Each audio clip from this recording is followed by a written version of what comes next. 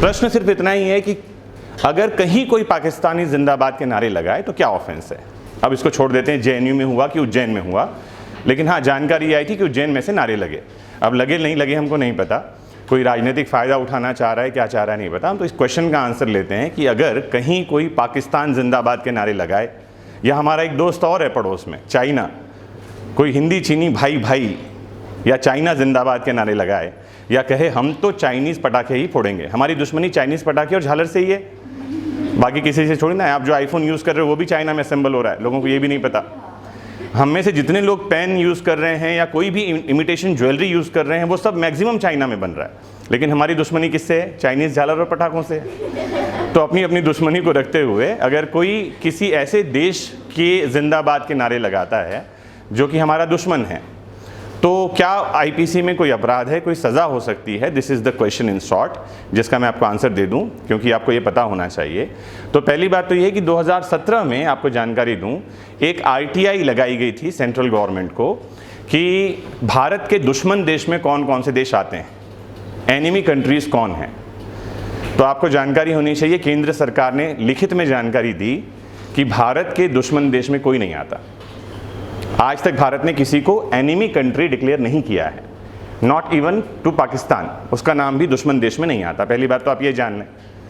भारत और पाकिस्तान के बीच में जो एक्सपोर्ट और इंपोर्ट है उसमें पाकिस्तान तो बहुत समय तक फेवरेट कंट्रीज़ के लिस्ट में था, आपको ये बता दूं। अभी है कि नहीं मुझे नहीं पता, अदरवाइज फेवरेट कंट्रीज़ होती हैं जहाँ हमारा माल खपता है, उसमें एक पाकिस्तान रहा था। अभी गूगल करेंगे तो पता चलेगा फेवरेट कंट्रीज़ में कौन है और कौन नहीं है। तो एक स्पष्ट बात यह है कि पाकिस्तान जिंदाबाद के नारे लगाना कोई अपराध नहीं है हमारी आईपीसी में, तो कम से कम। लेकिन एक लड़की 2017 या 19 की कहानी, वो ओवैसी 19 की कहानी है वो, अरे वो अमूल्या नाम की लड़की ने पाकिस्तान जिंदाबाद कहा ओवैसी के मंच पे, आपको पता, अरेस्ट हो गई थी वो, बाद में नेशनल हीरो बन गई वो। ऐसे समय समय पर लोग आते हैं जो पाकिस्तान जिंदाबाद के नारे लगाते हैं, है ना। तो कहीं कहीं पर सुनाई में आता है जब इंडिया पाकिस्तान का मैच चल रहा होता है तब ऐसे नारे लगाए जाते हैं। तो ये नारे लगते रहे हैं समय समय पर। और धाराएं कौन सी लगा दी जाती हैं, या तो सीआरपीसी के 107 और 151 में अरेस्ट हो जाता है ऐसा व्यक्ति। हमारी सीआरपीसी का एक सेक्शन है 107, और सीआरपीसी का चैप्टर 8 जो है वो पब्लिक पीस एंड ट्रैंक्विलिटी, लोक शांति व्यवस्था को बनाए रखने के लिए। और सिर्फ ऐसी कोई बात जो पब्लिक पीस को ब्रीच करेगी, लोक शांति को भंग करेगी, उसके निवारण के लिए आदमी अरेस्ट कर लिया जाता है। अब उससे पब्लिक पीस ब्रीच हुआ नहीं हुआ वो बात का मैटर है, ठीक है। एक सेक्शन और लगा दिया जाता है जो है 124A आईपीसी का। ये आईपीसी है, ये सीआरपीसी है ना। ये आईपीसी का 124A खतरनाक सेक्शन है जो बात करता है सेडिशन के बारे में। किसके बारे में? सेडिशन। हम आईपीसी में जब यहाँ पहुँचेंगे तब पढ़ेंगे, अभी हम पहुँचे नहीं हैं वहाँ पर, मैं बहुत डिटेल में समझाऊंगा। सेडिशन को लेकर के ऑलरेडी कई सारे लेक्चर्स जो हैं मैं लगातार बोलता रहता हूँ, यूट्यूब पर अपलोडेड है। और मैं बार बार ये कहता हूँ कि ये बात सेडिशन में नहीं आती।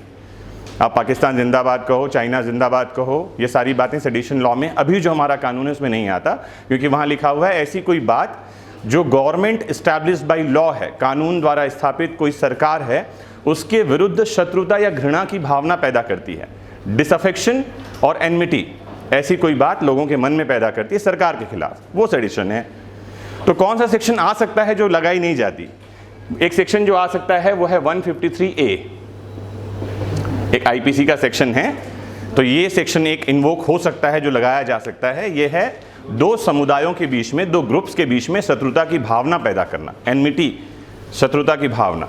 तो एक समुदाय जो राष्ट्रवादी है, नेशनलिस्ट है, जो समझता है कि भारत जिंदाबाद के नारे लगाए जाने चाहिए, इसके अलावा कोई और बात नहीं होनी चाहिए, या भारत माता की जय और वंदे मातरम बोला जाना चाहिए, उसके मन में शत्रुता की भावना पैदा होगी। सीधी सी बात है। अरे दो लोग खड़े हैं, एक दोस्त है दूसरा दुश्मन है, आप किसका पक्ष ले रहे हो कैसे पता चलेगा? जिसके आप जिंदाबाद कहोगे तो कौन नाराज़ हो जाएगा? दूसरा पक्ष वाला। तो 153A एक सेक्शन जो है इन्वोक हो सकता है जो लगाती नहीं है पुलिस। अभी तक मैंने नहीं देखा कि 153A में कोई अरेस्ट हुआ हो। अरेस्ट कहाँ कर लेते हैं? 124A में, और वो प्रूफ नहीं होता, अगला छूट जाता है ना। अभी भी जो अरेस्ट हुए हैं वो 124A में ही अरेस्ट होता है, या 107, 151 में अरेस्ट होता है। 107, 151 जो है ये सेक्शन प्रिवेंटिव एक्शन है। क्या है? अपराध करने के पहले कि इनके द्वारा कोई ऑफेंस किया जाएगा उसको रोकने के लिए लगाई जाती है। तो ये अपने आप में ऐसे ही अपराध नहीं है, होने के पहले है। उसको बॉन्ड भर के साइन करवा के छोड़ देंगे। 124 ये साबित ही नहीं होगा, तो सज़ा किसी को मिल ही नहीं रही है। तो पुलिस एक काम ये कर ले, अब से 153A लगाए तो काम क्या बनेगा, सज़ा मिल सकती है और क्या पता लोगों के दिमाग ठिकाने में आए। फिर एक बात और है, क्या हमको दूसरे देश की तारीफ करने का अधिकार है कि नहीं है? कुछ लोग जो समर्थक हैं अभिव्यक्ति की आज़ादी की, राइट टू स्पीच, आपको एक अधिकार मिला है 19(1)A में, तो वो कहता है आप किसी की तारीफ करो ना, क्या प्रॉब्लम है?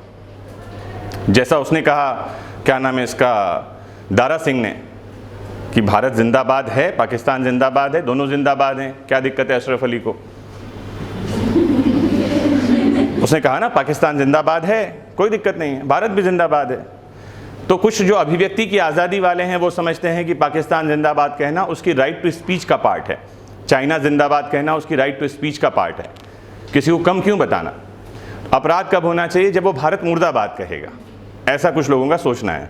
कुछ लोगों का सोचना ये है कि पाकिस्तान जिंदाबाद कहना इज इक्वल टू भारत मुर्दाबाद कहना। तो ये बहस का मुद्दा है, सरकार जब तक कोई स्पष्ट कानून नहीं बनाएगी तब तक ये ऐसे ही बहस चलता रहेगा।